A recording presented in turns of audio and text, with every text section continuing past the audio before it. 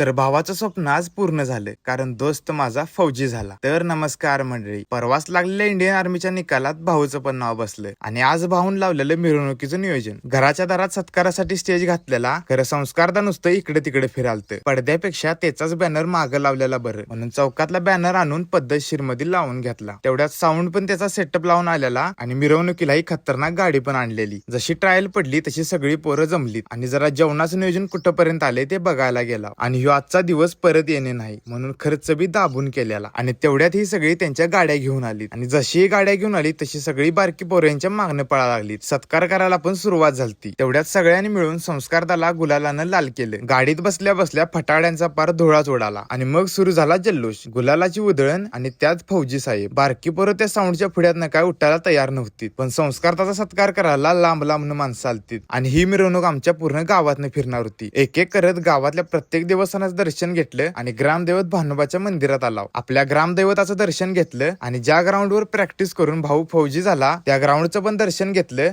आणि ह्यो तर आज लयच खुश दिसालता आणि एवढा आनंद तर असणारच, कारण भावाचं स्वप्न पूर्ण झाले. सगळी मिरवणूक झाल्यावर प्रत्येकाला जेवणाचं नियोजन पण लावलेलं, शाकाहारी आणि मांसाहारी दोन्ही पण. शेवटी मग भाऊला भेटला आणि भाऊला शुभेच्छा दिल्या आणि तुझ्या पुढच्या वाटचाली शुभेच्छा.